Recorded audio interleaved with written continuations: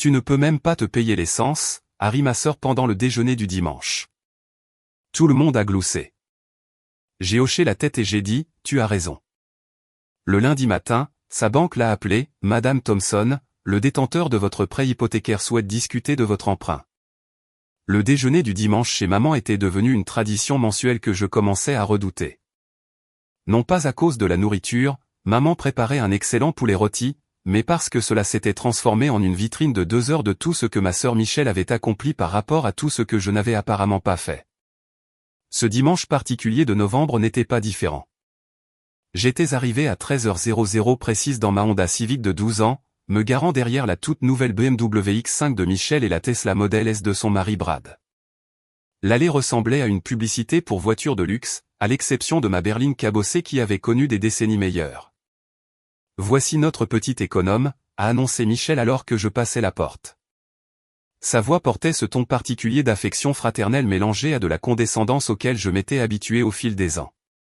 Maman m'a accueilli avec une étreinte et son expression inquiète habituelle. « Rachel, ma chérie, tu as l'air fatiguée. Manges-tu assez ? Je m'inquiète de te voir essayer de joindre les deux bouts avec ce minuscule salaire. »« Je vais bien, maman, » ai-je répondu, en accrochant mon manteau dans le placard à côté de la veste de créateur à $3000 de Brad et de la collection de sacs à main de marque de Michel qui coûtait probablement plus cher que le loyer mensuel de la plupart des gens. Le salon était sa scène habituelle pour la réussite de Michel. Brad était étalé sur le canapé d'angle en cuir, faisant défiler l'écran de son téléphone et intervenant occasionnellement au sujet de ses dernières entreprises immobilières. Michel était recroquevillé dans le fauteuil, portant ce que j'ai reconnu comme un pull à $400, discutant de sa promotion au poste de directrice marketing principale dans l'agence de publicité où elle travaillait depuis 6 ans. Donc, le compte Peterson à lui seul vaut $2,3 millions par an, disait-elle à maman pendant que je m'installais sur le canapé. Ils ont spécifiquement demandé que je m'en occupe en raison de mes antécédents avec les marques de luxe. C'est merveilleux, ma chérie, a rayonné maman. Et toi, Rachel ? Comment vont les choses à ton ? Qu'est-ce que tu fais déjà ? C'était la question que je redoutais. Au cours des 8 dernières années, j'avais été délibérément vague sur mon travail. En partie parce que c'était compliqué à expliquer et en partie parce que j'en avais assez des regards sceptiques chaque fois que j'essayais de décrire ce que je faisais réellement. Je travaille dans les services financiers, ai-je dit, ce qui était techniquement vrai. Toujours dans cette petite coopérative de crédit, a demandé Michel, sans lever les yeux de son téléphone. C'est mignon. C'est bien que tu aies trouvé quelque chose de stable, même si cela ne paie pas beaucoup. Je n'ai pas pris la peine de corriger sa supposition. Il y a 8 ans, lorsque j'avais commencé à travailler dans la finance, j'avais effectivement travaillé dans une coopérative de crédit pendant exactement 6 mois, pendant que j'apprenais le métier de A à Z et que je nouais des relations avec des investisseurs potentiels.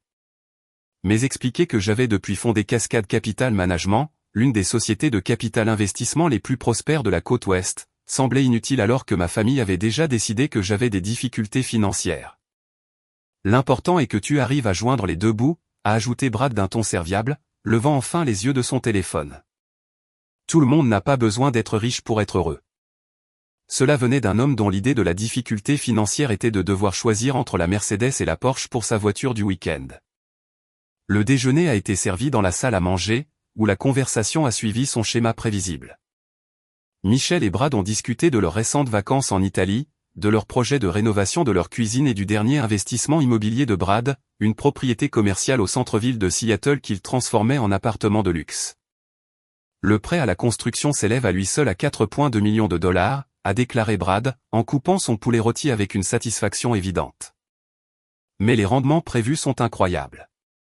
Nous visons des bénéfices à 8 chiffres lors de la vente d'une unité. C'est incroyable, a dit maman, clairement impressionnée. Vous êtes vraiment doué avec l'argent. Michel a souri modestement.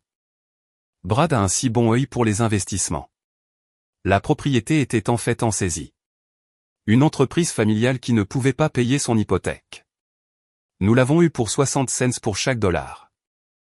J'ai continué à manger silencieusement, essayant de ne pas penser au fait que j'avais probablement financé le prêt à la construction de Brad par l'intermédiaire de l'un des véhicules d'investissement immobilier de mes fonds.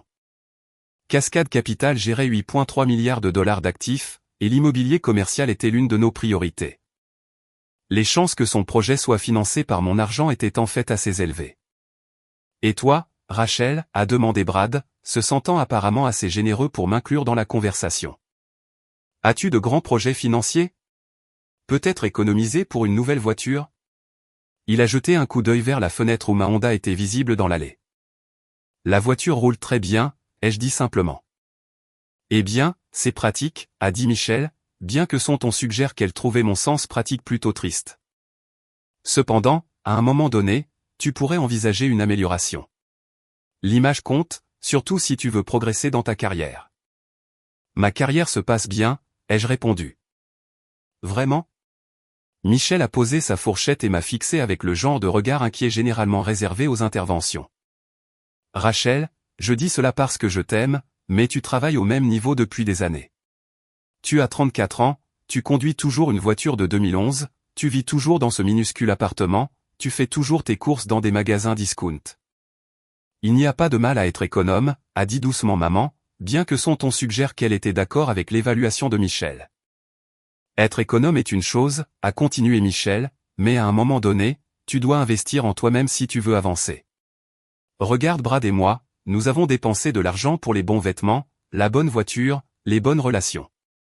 C'est comme cela que tu montres aux gens que tu as du succès. Brad a hoché la tête sagement. J'ai regardé ma famille autour de la table, maman avec son expression inquiète, Michel avec tout ce qu'elle possédait de marquer sa conviction que le succès se mesurait à la consommation visible. Brad avec sa confiance facile qui venait du fait de n'avoir jamais eu à construire quoi que ce soit à partir de zéro. Tu as probablement raison, ai-je dit doucement. Cela a semblé encourager Michel. Elle s'est penchée en avant, s'échauffant sur son sujet préféré. Je pourrais t'aider, tu sais. J'ai des relations dans la finance, la vraie finance, pas seulement les coopératives de crédit. Mon amie Stéphanie travaille dans une société de gestion de patrimoine au centre-ville. Il cherche toujours des conseillers débutants. Débutants, ai-je répété. Eh bien, il faut bien commencer quelque part. Tu ne peux pas t'attendre à sauter directement dans des postes de direction sans le bon bagage.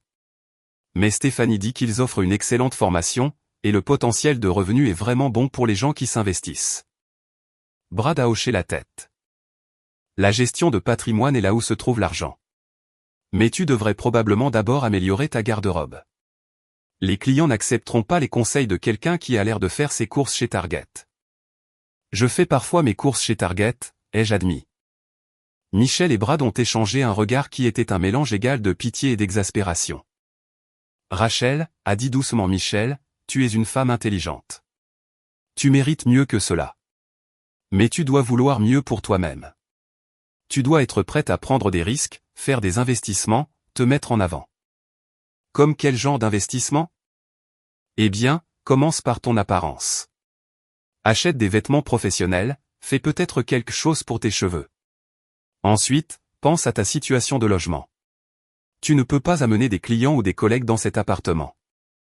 Je ne ramène pas vraiment de collègues de travail à la maison, ai-je dit. Exactement. C'est bien le problème. Le réseautage est tout dans les affaires. Comment es-tu censé progresser si tu ne construis pas de relations avec des personnes qui ont réussi? Maman a tapoté ma main avec compassion. Peut-être que Michel pourrait te présenter à certains de ses amis, des personnes qui ont réussi et qui pourraient te guider. Je serais heureuse de le faire, a dit Michel, bien qu'honnêtement, Rachel, une partie doit venir de toi. Tu dois arrêter de te contenter de la médiocrité. Le mot est resté suspendu en l'air comme un défi. La médiocrité? Est-ce ce qu'il pensait de ma vie? Tu as raison, ai-je répété, car c'était plus facile que d'expliquer que j'avais construit une société de capital investissement qui gérait plus d'argent que la plupart des gens ne pouvaient l'imaginer. Après le déjeuner, nous sommes passés au salon pour le café et le dessert. La conversation s'est tournée vers les projets de vacances. Michel et Brad allaient à Aspen pour Noël. Maman prévoyait de rendre visite à sa sœur à Phoenix. J'ai mentionné que je pourrais travailler pendant les vacances, ce qui a provoqué une autre série de regards inquiets. Tu travailles trop pour trop peu d'argent, a fait remarquer Michel. Ce n'est pas viable, Rachel. Tu vas t'épuiser. Le problème est qu'elle n'a rien pour prouver tout ce travail, a ajouté Brad. Si tu dois faire de longues heures, assure-toi au moins d'être rémunéré correctement. il est peut-être temps d'envisager un changement de carrière, a suggéré doucement maman, quelque chose avec plus de potentiel de croissance. J'allais répondre quand mon téléphone a vibré avec un message de mon assistante, accord avec les industries Chine conclu avec succès. Acquisition de 340 millions de dollars finalisée. Félicitations. J'ai jeté un coup d'œil au message et j'ai rangé mon téléphone, mais Michel avait remarqué l'interruption. Le travail t'envoie des messages le dimanche, a-t-elle demandé d'un ton désapprobateur. C'est ce que je veux dire à propos des limites. Ils profitent de toi parce qu'ils savent que tu ne te défendras pas. Ce n'est rien, ai-je dit. Ce n'est pas rien, a insisté Michel. Tu dois apprendre à t'estimer davantage. Exige un meilleur traitement. Demande ce que tu vaux. Et que penses-tu que je vaux, ai-je demandé, sincèrement curieuse. Michel y a réfléchi sérieusement. Eh bien, compte tenu de ton niveau d'expérience et de ton éducation, tu devrais probablement gagner au moins 60 000, peut-être 70 si tu négocies bien. Brad a hoché la tête. 75 si tu es vraiment bonne dans ton travail. J'ai failli m'étouffer avec mon café. L'année dernière, les frais de gestion de Cascade Capital à eux seuls avaient généré 127 millions de dollars de revenus. Ma rémunération personnelle était un peu plus élevée que 75 000 dollars. Cela semble raisonnable, ai-je réussi à dire. Le fait est, a poursuivi Michel, que tu dois te défendre. Personne d'autre ne le fera pour toi. Au fil de l'après-midi, la conversation a pris une tournure encore plus douloureuse. Michel a commencé à parler de leur planification financière, à elle et à Brad, de leur portefeuille d'investissement, de leur compte de retraite, de leur projet d'achat d'une maison de vacances dans les îles San Juan. Nous sommes en bonne voie pour avoir une valeur nette de 2 millions à l'âge de 40 ans, a annoncé Brad fièrement. C'est le but en tout cas. L'indépendance financière à 40 ans, puis peut-être une retraite anticipée.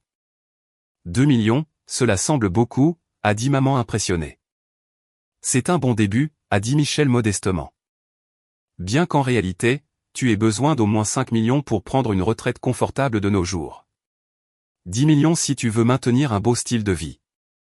J'ai hoché la tête poliment tout en calculant mentalement que ma valeur nette personnelle se situait actuellement à un peu plus de 400 millions de dollars, sans compter ma participation au capital de Cascade Capital. Et toi, Rachel ? A demandé Brad. Économises-tu pour la retraite ? Construis-tu un quelconque portefeuille d'investissement ? J'ai quelques investissements, ai-je dit prudemment. Comme quoi ? Un plan d'épargne retraite par l'intermédiaire de la coopérative de crédit. Quelque chose comme cela. Michel s'est penché en avant avec une inquiétude renouvelée. Rachel, s'il te plaît, dis-moi que tu ne gardes pas simplement ton argent sur un compte d'épargne. Même des fonds indiciels de base seraient meilleurs que cela. Je connais les fonds indiciels, l'ai-je rassuré. Vraiment ? La voix de Michel a pris le ton patient de quelqu'un qui explique des concepts de base à un enfant. Parce que beaucoup de gens pensent comprendre l'investissement, mais ce n'est pas vraiment le cas. C'est plus complexe que de simplement mettre de l'argent dans des actions au hasard. Brad a hoché la tête. Tu devrais probablement parler à un vrai conseiller financier. Quelqu'un qui peut expliquer la répartition des actifs, la gestion des risques, les intérêts composés. Je comprends les intérêts composés, ai-je dit. Les comprendre et les appliquer sont deux choses différentes, a répondu Michel. Écoute, je ne veux pas te faire la morale, mais tu as 34 ans. Tu devrais investir sérieusement depuis au moins 10 ans maintenant. J'investis depuis 10 ans. Dans quoi ? Combien as-tu réussi à économiser ? J'ai regardé les visages pleins d'attente de ma famille dans la pièce. Maman sincèrement inquiète pour ma sécurité financière. Michel convaincu qu'elle devait me sauver de mes propres mauvaises décisions. Brad béatement confiant dans son rôle de réussite financière de la famille. C'est difficile à dire exactement, ai-je répondu. Les marchés fluctuent. Michel a soupiré. Rachel, si tu ne sais même pas combien tu as économisé, c'est un problème. Tu dois suivre ta valeur nette, surveiller la performance de tes investissements, planifier pour différents scénarios. Peut-être que tu pourrais l'aider, a suggéré maman avec espoir. Lui montrer comment configurer un portefeuille approprié. Je serais heureuse de le faire, a dit Michel. Bien qu'honnêtement, à son niveau de revenu, il n'y a probablement pas grand-chose avec quoi travailler. Elle pourrait devoir commencer par quelque chose de vraiment basique comme un fonds à échéance cible. La condescendance devenait insupportable. J'ai terminé mon café et je me suis levé pour partir. Tu t'en vas déjà, a demandé maman déçue. Tu viens d'arriver. J'ai du travail à rattraper, ai-je dit, ce qui était vrai. Le dimanche était généralement le jour où j'examinais les rapports d'investissement et me préparais pour les réunions stratégiques du lundi matin. Tu vois? C'est ce que je veux dire, a dit Michel en me suivant jusqu'à la porte. Tu travailles tout le temps, mais tu n'as rien pour le prouver. Ce n'est pas viable. Alors que je mettais mon manteau, Michel m'a attrapé le bras doucement. Rachel, je suis sérieuse au sujet de t'aider. Laisse-moi te présenter à Stéphanie à la société de gestion de patrimoine. Peut-être pourrons-nous t'obtenir un entretien. C'est très gentil de ta part, ai-je dit. Et réfléchis à ce dont nous avons discuté. Les vêtements, la voiture, l'appartement. Si tu veux être prise au sérieux dans les affaires, tu dois en avoir l'air. J'ai serré maman dans mes bras pour lui dire au revoir, j'ai accepté sa boîte habituelle de reste et je me suis dirigé vers ma Honda. Alors que je reculais dans l'allée, je pouvais voir Michel et Brad par la fenêtre, continuant probablement leur discussion sur mes insuffisances financières. Le trajet de retour a duré 20 minutes, au cours desquelles j'ai eu 3 conférences téléphoniques avec des investisseurs à Singapour, Londres et New York. Les fuseaux horaires étaient délicats lorsque vous gériez des portefeuilles d'investissement mondiaux, mais les dimanches après-midi étaient souvent le seul moment pour se coordonner entre les marchés asiatiques et européens. Mon minuscule appartement était en fait un attique de 3200 pieds carrés dans l'un des bâtiments les plus exclusifs du centre-ville de Seattle, avec des fenêtres allant du sol au plafond surplombant la baie d'Elliott. Je l'avais acheté il y a 5 ans par l'intermédiaire d'une société holding pour préserver ma vie privée, en payant comptant pour éviter les divulgations financières compliquées qui accompagneraient une demande de prêt hypothécaire. J'ai passé le dimanche soir à examiner les rapports d'acquisition pour les dernières transactions de Cascade Capital. Nous étions dans les dernières étapes de l'achat d'une chaîne d'hôtels de charme en Californie, de la négociation de la reprise d'une entreprise technologique en difficulté à Austin, et de l'examen d'un investissement majeur dans les infrastructures d'énergie renouvelable à travers le nord-ouest du Pacifique. Le lundi matin a apporté le flot d'activités habituelles. Ouverture des marchés, conférences téléphoniques, réunion du comité d'investissement.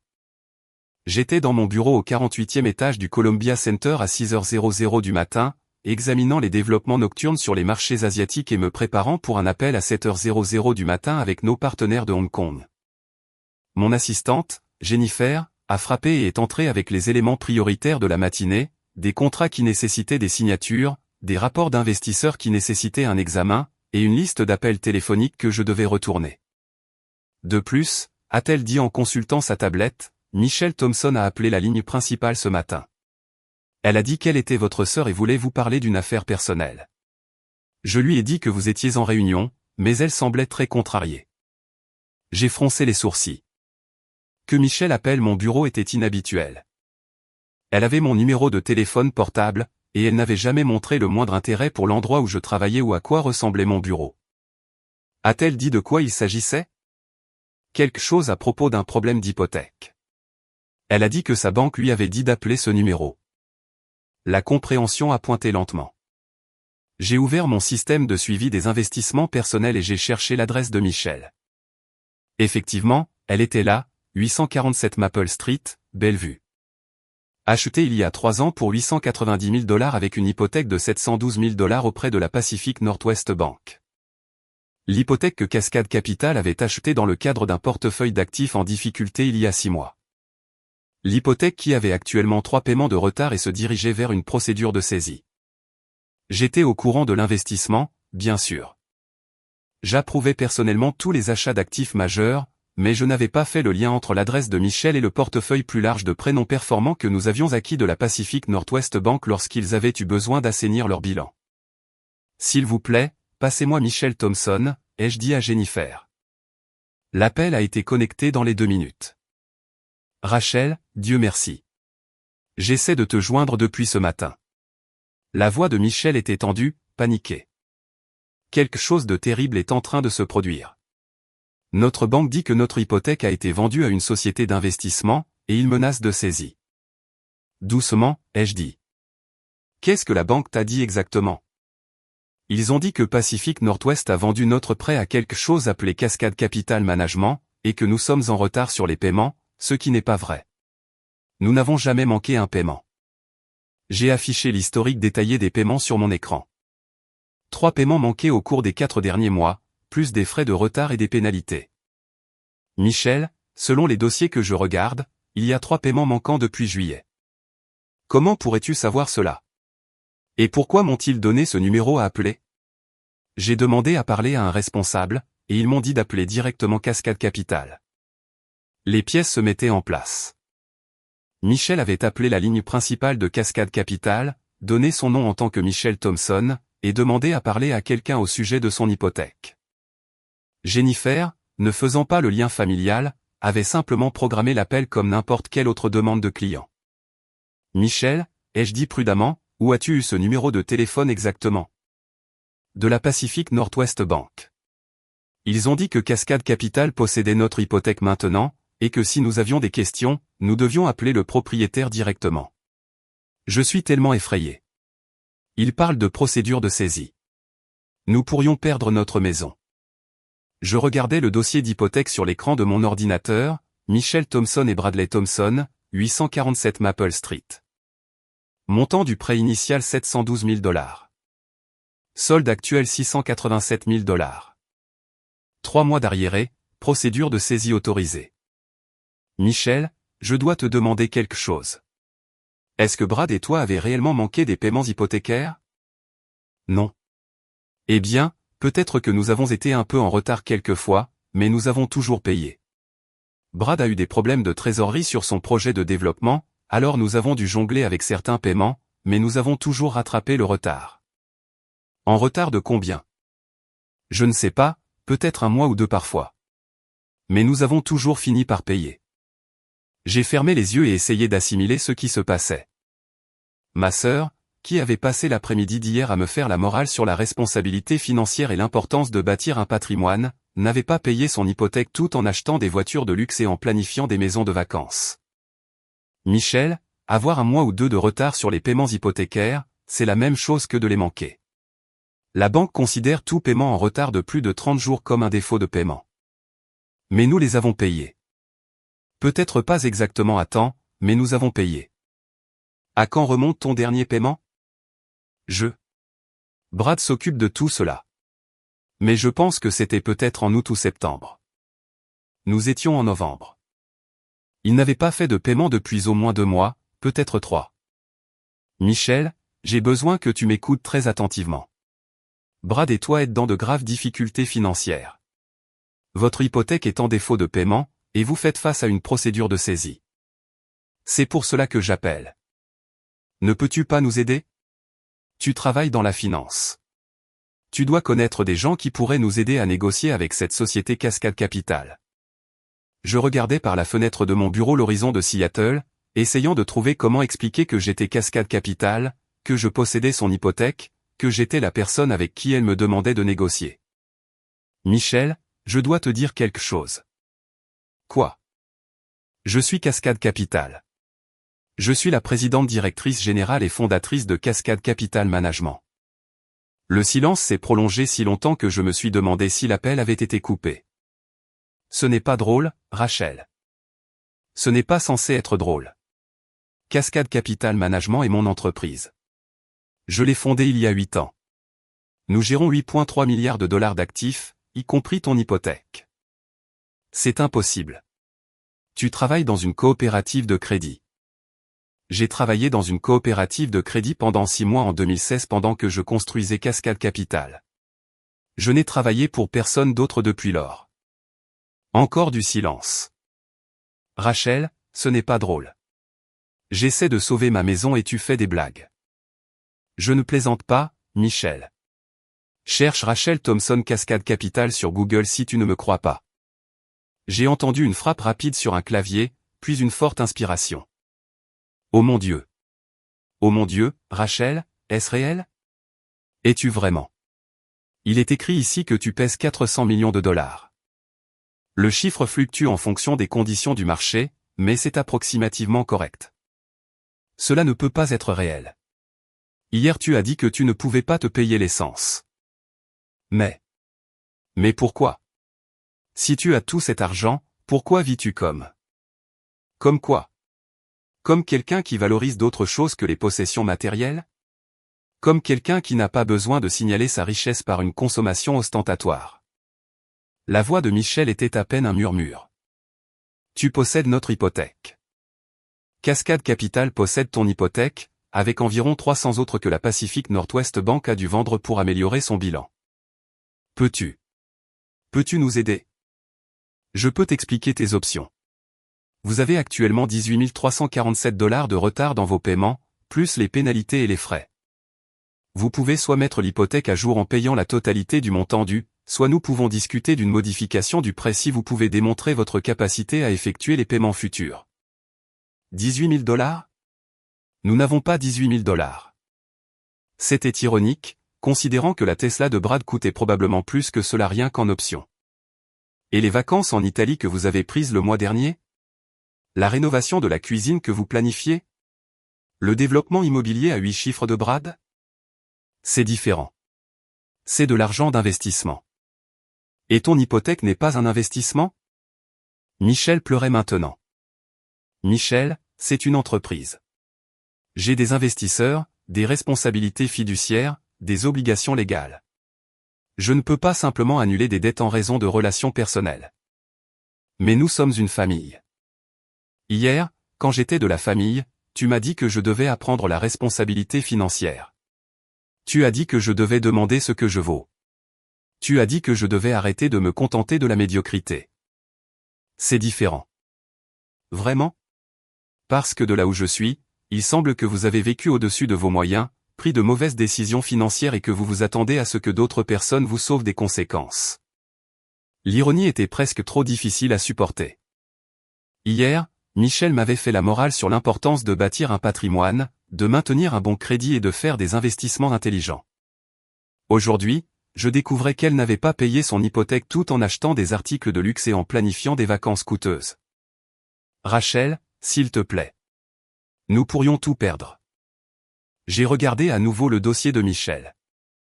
La maison valait environ 940 000 $ sur le marché actuel, donc même en cas de saisie, il s'en sortirait avec une certaine valeur nette.